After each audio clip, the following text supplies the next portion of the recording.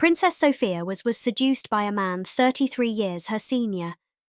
She gave birth to his illegitimate child, who grew up to blackmail her to pay his debts. Princess Sophia Matilda, the 12th child and 5th daughter of George III and Queen Charlotte, was born November 3, 1777, at Buckingham House in London. Sophia's early years had a dependable routine to them. She was educated alongside her sisters by their governess, Lady Charlotte Finch. She saw both of parents frequently, and there was plenty of time for play and amusement, even if the children were cut off from society outside of their own family. Uncommon for men of the period, Sophia's father was involved in her early upbringing and preferred his daughters to his sons. When possible, he attended the princesses' birthday parties and other special events, and was kept informed on their progress in the schoolroom. A family friend once remarked, "I never saw more lovely children, nor a more pleasing sight than the king's fondness for them." On the other hand, Queen Charlotte invoked fear in her daughters, and she was not benignly maternal. On June 4, 1792, when Sophia was 14, she debuted on the occasion of George's birthday party and began playing a more public role alongside her sisters. Unfortunately for Sophia, while George III had originally said he intended to find his daughters suitable German husbands, he was never particularly keen to see them leave home, and the issue was put on the back burner once his health gave way. Their mother, Queen Charlotte, was even less enthusiastic about the idea. While their eldest sister, Charlotte, married a German prince in 1795, the only other sisters who married wouldn't do so until they were middle-aged by 18th century standards. As a result, like most of her sisters, Princess Sophia was forced to live her life as a companion of her mother. The princesses were not allowed to mix with anyone outside of the royal court, and rarely came into contact with men other than pages, equerries, or attendants. Constantly chaperoned, the girls frequently complained about living in a nunnery. For entertainment, the Queen read sermons to them, and the princesses practiced embroidery. On one occasion, Sophia wrote their days were so deadly dull, I wished myself a kangaroo. The princesses were not without suitors, but most of the various men's efforts were stopped by Queen Charlotte. Most of the girls longed for families and children of their own, and often asked the Prince of Wales, to whom they remained close, for help, either in finding spouses, allowing them to marry their loves, or allowing them to live outside of Queen Charlotte's household. Before George became regent, he had little power to oblige his sisters. His ascension to the regency in 1811 led to Sophia and the other remaining unmarried princesses to receive increases in their allowances. He also supported their desire to venture out into society.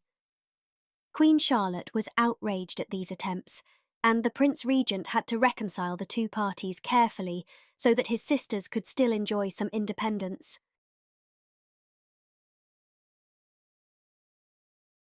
In 1795, her eldest brother, the Prince of Wales, embarked on an ill-fated marriage with Caroline of Brunswick, who was widely detested by not only her husband, but the extended royal family in short order.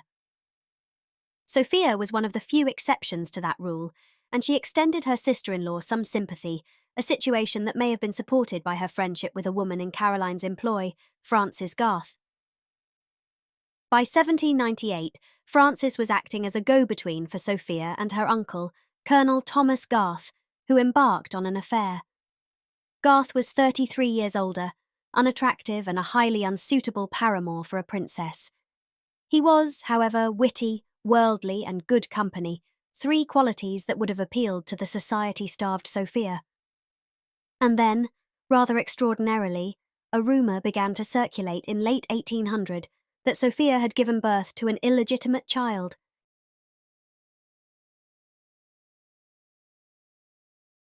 These rumours were almost certainly true. Sophia gave birth to a son that summer while staying at Weymouth on the pretence of recovering from dropsy. The child was christened on August 11th, described as a foundling, and given to his adoptive parents, Samuel and Charlotte Sharland. Based on accounts, it sounds like Sophia didn't realise she was pregnant until she was far along, and hasty arrangements were made before she gave birth.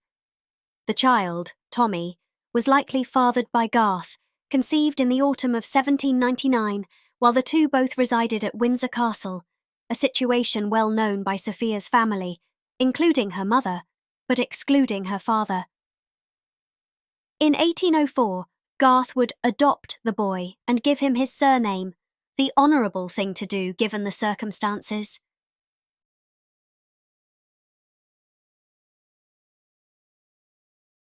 For Sophia, of course, the reality of an illegitimate child meant that she would never be able to embark on a marriage or have legitimate children, marriage with Garth being out of the question due to the differences in their stations. Shortly thereafter, Sophia found herself in love again with an unnamed Englishman, but his identity is lost to us. It appears, though, that she had a chance at making an honourable marriage, but because she wouldn't marry without disclosing her past and didn't feel that she could, the opportunity passed. Garth didn't disappear into the night with Tommy. Instead, he was prone to parading the boy around Weymouth when the royal family was in town. Sophia's discomfort with this led to a breakdown in the couple's relationship by the dawn of 1805. The matter reared its head again in 1828. By then, Sophia was an elderly spinster living primarily at Kensington Palace, where she doted on her niece, Princess Victoria. Garth, believing himself dying, entrusted Tommy with an iron box that contained the letters and documents that proved Sophia was his mother. Garth recovered, but Tommy kept the box, and when, the following spring, he found himself in debt, he contacted the princess. Sophia's eldest brother, now George IV, enlisted his private secretary to procure the records in exchange for an annuity. The royal family offered young Garth £3,000 for his box of evidence. They took the box but did not pay him, so he went to the papers. It was the 19th century version of tabloid fodder, but though George IV was livid and her name was tarnished and defended in good measure, Sophia remained silent on the matter both in public and in her private correspondence. In her last years, Sophia resided in the household of her niece Princess Victoria of Kent, the future Queen Victoria, at Kensington Palace. There, she fell under the sway of Victoria's comptroller, Sir John Conroy, who took advantage of her senility and blindness. Rumours also circulated that Sophia was in awe of Conroy because of his ability to deal effectively with the bullying importunities of Sophia's supposed illegitimate son. Sophia frequently served as his spy on the Kensington household, as well as on her two elder brothers, while Conroy squandered most of her money. Sophia's wealth allowed Conroy to live a rich lifestyle, acquiring for himself a house in Kensington, as well as 2 other estates. The princess died on 27 May 1848 at her residence in Vicarage Place, Kensington Palace.